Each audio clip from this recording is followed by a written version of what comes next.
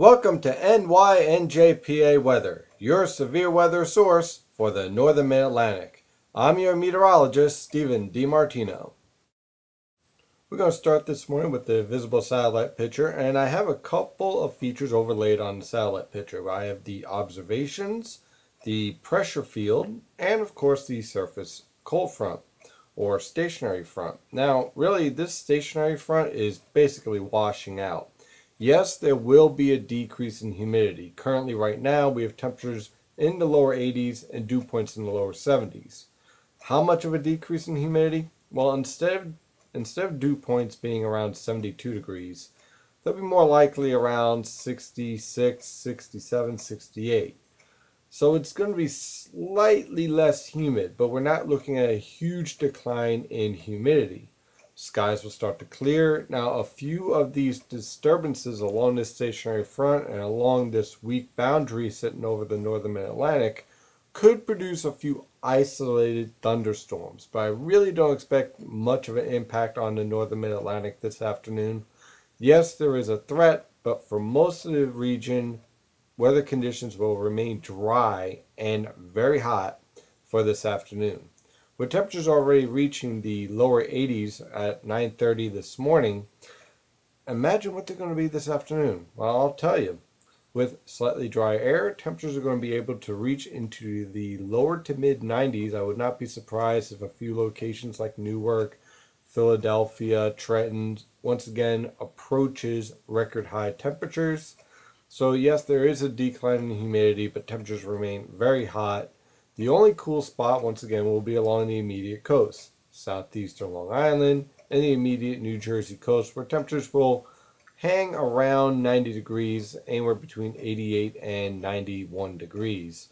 So if you're looking for a cool spot, there it is. Otherwise, very hot today once again, but even hotter conditions are coming in this week. So let's take a look at the water vapor satellite picture. What I want to show you is this large heat ridge I have circled in orange that is developing over the Mississippi River Valley and expanding into the Tennessee River Valley this morning. This ridge will continue to expand to the north and east into the northern mid-Atlantic, and under this ridge is sinking air. So while I do have the potential for an isolated thunderstorm in the afternoon, most likely developed via a sea breeze front or a weak disturbance that tries to move through this ridge, for the most part, very dry and very hot weather conditions can be expected for Wednesday evening, where dew points are going to start to rise into the 70s and your lows are only going to be in the mid 70s in many locations. And then that will continue on through Thursday, Friday, and Saturday afternoon, where temperatures will rise well above normal. Just how hot will temperatures get? Well, let's take a look at the European model guidance, because I think you'll find something interesting here. What we have here is the 850 millibar forecast for Friday afternoon from the European model guidance. And this red line that is circling the eastern Great Lakes through New England and back down south through the southern mid-Atlantic is the 20 degrees Celsius thermal line. And around the northern mid-Atlantic, 850 millibar temperatures range anywhere from 22 to 24 degrees Celsius. Now, you might be saying, okay, so what does that mean? Well, when we forecast, we take the temperatures at 850 millibars and we bring them down to the surface adiabatically. That's how you get your high temperatures when you look at the 7-day forecast. When you bring down these temperatures from 850 millibars to the surface, you end up with high temperatures easily pushing the upper 90s. I would not be surprised whatsoever if a few locations in the Delaware River Valley up through northeastern New Jersey push over the 100-degree mark. Combine these temperatures with dew points in the 70s, and you're easily looking at a heat index over 100 degrees, possibly pushing into the 100 teens. That's right, 110 plus degree heat index on Thursday and Friday. And don't be surprised if that also occurs on Saturday as well. So we're dealing with some significant heat here. So if you're going outside, drink plenty of water and stay safe. If you're starting to feel dizzy, you're starting to feel a little lightheaded, get indoors and cool down.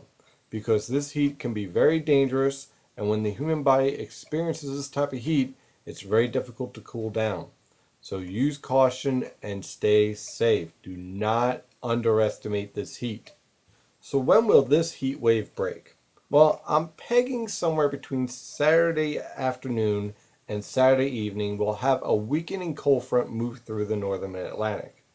Now, this cold front will have the majority of the focus as far as the cold air advection and the lifting once again over New England. However, with a cold front moving through this type of air mass, there will be a threat for showers and strong to severe thunderstorms on Saturday evening with the passage of this front. A few aspects we're going to keep an eye on is that if the atmosphere is very warm in the mid-levels, you might end up with a dry cold front passage or a limited precipitation event with this cold front because the thunderstorms aren't able to build into the upper portions of the atmosphere. That's something we're going to have to watch for on that day and see exactly how the atmosphere evolves. But we will get a break from the heat wave on Saturday night as we move into Sunday. Now when I say break, basically we fall back into the lower 90s, possibly a few upper 80s. Sure, we get away from the upper 90s, but it's not exactly returning into a cool pattern or any type of weather pattern that supports near normal temperatures. And then after this cold front passes through, well, the model basically reloads, or should I say the pattern basically reloads. This is the European model guidance for Thursday evening, next Thursday evening. Looks familiar, doesn't it? It's basically the same pattern we've been in all summer, and it's actually the pattern I forecasted way back in March, saying that this is the type of pattern that's going to give us bouts of very hot and humid conditions, and then temperatures back off a little bit to only slightly above normal. Again, notice the brunt of these troughs are basically focused more towards Canada, which is normal for this time of year because we're in summer. So the polar jet stream remains to the north, and we have this large heat ridge developing over the plains and Mississippi River Valley. But notice we also have a ridge developing over the western Atlantic. So this sets up two scenarios. One, the heat's going to rebuild over the plains and then drive to the east once again as this ridge starts to shift and this trough over the Pacific drops down towards the west coast. And two, we're going to have a weakness over the western Atlantic along the east coast that will allow the potential for some interesting tropical trouble that could develop next week. Going to have to keep an eye on a few disturbances developing in the Atlantic because we clearly have a passageway for any type of tropical disturbance to shoot up the coast. Not exactly impact the East Coast directly, but there is a threat, and we're going to keep an eye on it whenever we see this type of pattern develop.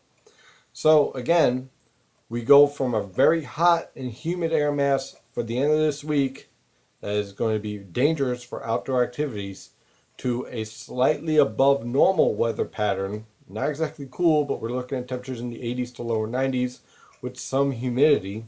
And then we work right back into another very hot and humid weather pattern once again for the end of next week. This is summer. Enjoy it while you can. Thank you for trusting in NYNJPA Weather as your severe weather source for the northern Mid-Atlantic.